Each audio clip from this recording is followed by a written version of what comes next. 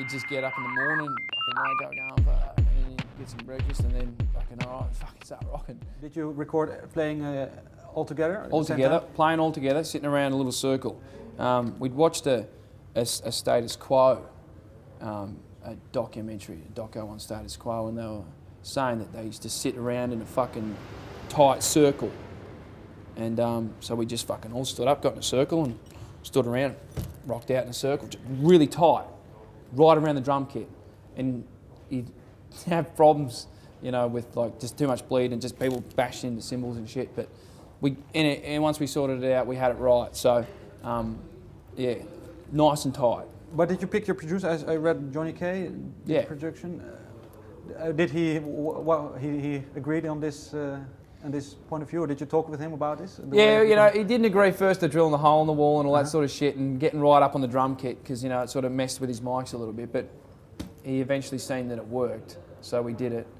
Yeah, no, it was good though. He was willing to try anything.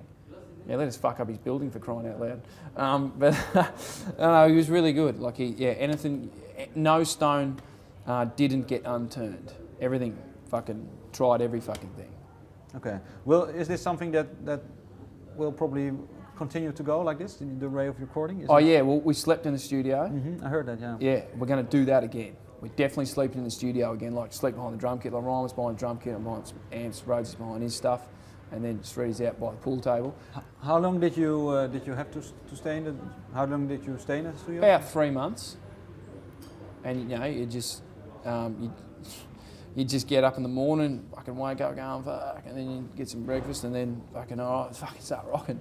And you just start recording, come home at 2 in the morning, smash the mics over, because you'd be pissed, because it'd be black, and you go, fucking hell, Johnny's gonna be pissed tomorrow, and you'd be like trying to fix it up, and you fucking couldn't put it back together, and then you come in and the sound would change drastically, but then sometimes it would sound better, and you go, I don't know what the fuck we did, but now don't touch the fucking mics.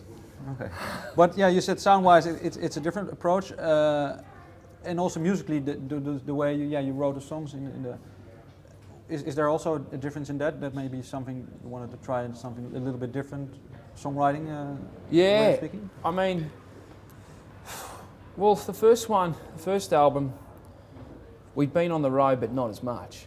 This time around, we've been on the road constantly for about 2 years. So the ideas in that were. There was more ideas from the road, not just nights out on the piss in Melbourne. So there's nights out on the piss in Amsterdam. You know, there's nights out on the piss in Sheffield, like Steeltown. There's a song in there, Steeltown. And you know, there was a lot of it was recorded like sound check. I'd have a recorder and I'd record at sound check wherever we were on tour, and then just have an idea and trying to get behind it with the fucking drum beat, hit the guitar, and fucking we'd be coming up with these ideas and just record it, and then after the gig that night I'd sit on the bus at like 3 a.m. in the morning, 4 a.m. we're on the next town driving away, with the headphones on and fucking all right, writing that down, fucking that's coming up with any ideas, you put them down, sit the guitar, put them down, and then get back to Australia and just have this big pile of shit to go through in the pub. I mean, well, you know, fucking in the pub at the Cry in Australia, there was rats running around everywhere. There was like homeless people living upstairs. We had people breaking in trying to steal gear and stuff. But it was a really good experience for us to go back to the first pub we ever played in and have that. Well, I mean, it sounds like with all the shit that was going on that we had no peace, but it was good to have the pub to ourselves, even though it wasn't to ourselves. Mm-hmm. You know, we had a pub, the front door key, all our songs, and just working on them day in by day out, all the gear, PA, everything. And it's closed down now, the pub. It's closed down, yeah. It's sad moment derelict. For you? Yeah. And they're going to knock it down or something. I think they're going to turn it into offices, which is a real fucking shame. It's a great pub. Sad. Yeah, it's just my last question. You will sleep in the studio, you will be on a long tour now. Yeah. Is there already been a moment that you maybe want to get away from it for a while, or just... Nah, I'm fucking hanging to be back into this, mate. We've been doing an album and stuff like that. It's a lot of time off the road. It's fucking like, I don't know, I feel like a fucking heroin addict or something that hasn't had a hit in fucking years or something. I just want to fucking get back and play live again. But how long have you, for example, been away from your brother since you've been in the band? Is there moments where you don't see each other for a moment? Yeah, there's like little moments here and there, but we're fucking like, it's not going to happen, you know. We just like, I don't know how to explain it. We just, even when we're apart, it's still ringing each other up on the phone, going, "Fuck, we've got to do this, we've got to do that," fucking, you know, and just shit going on. We hardly ever spend time apart, but on holiday we do though. That's it. But we're just keen to get back in, get back out, see the world again, fucking play some rock and roll. Yeah, because you will now tour for a few months until April or something?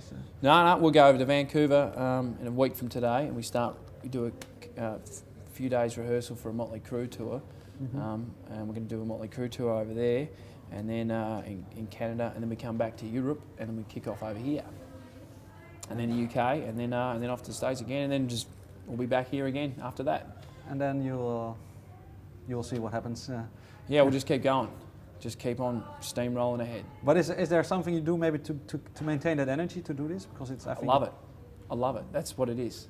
We just love it. Love rock and roll.